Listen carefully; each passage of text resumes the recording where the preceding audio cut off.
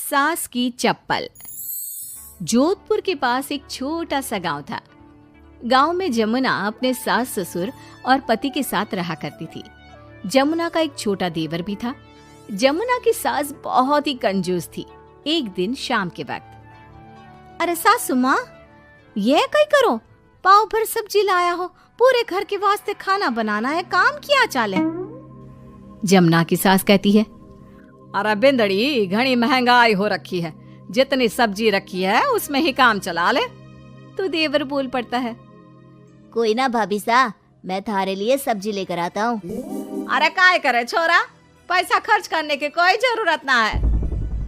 इसी तरह से जमुना की सास हर बात में कंजूसी किया करती थी।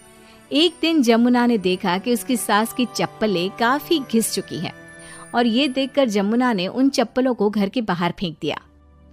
अरे बिंदड़ी, हमारी चप्पल ना मिल रही, थारे को पता है कि कठे है। सासू माँ, वो चप्पल तो मन ने घर से बाहर फेंक दी, बहुत घिस गई थी ना। अरे थारी भली होवे, मारी चप्पल क्यों फेंक दी, मैं अभी उठा कर लाती। अरे माँ, क्यों जिद करे है, मैं थारे को नई चप्पल दिला कर लाऊंगा। अरे रहने दे, तू भी बिंदड़ी की जबान बोलने लगा है। नहीं चाहिए चप्पल मने, मारी पुरानी चप्पल घनी पसंद है।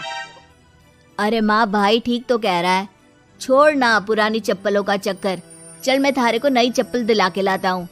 लेकिन जमुना की सास किसी की बात नहीं सुनती और घर के बाहर से किसी तरह चप्पलों को उठाकर वापस ले आती है और फिर से उन्हीं को पहनने लगती है।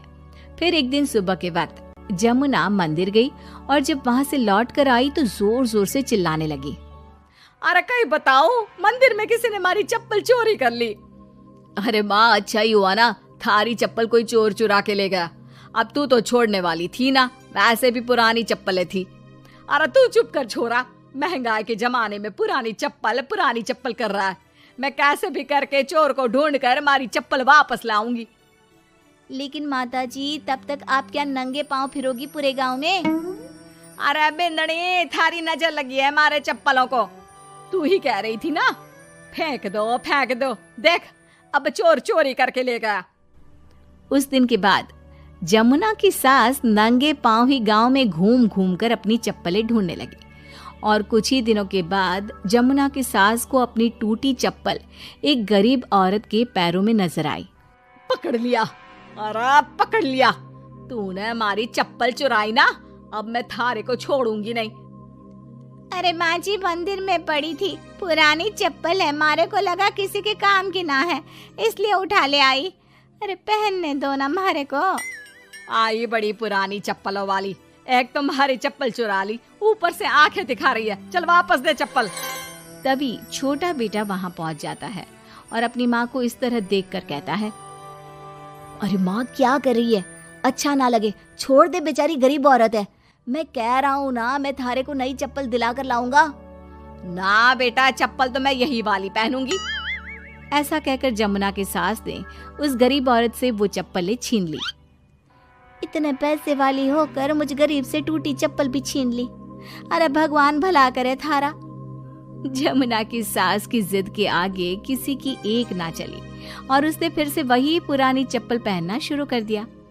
एक दिन जमुना का पति बिना अपनी माँ को बताए उनके लिए सुंदर जूतियां लेकर आ गया और उसने वही जूतियां लाकर अपनी पत्नी जमुना को दिखाई।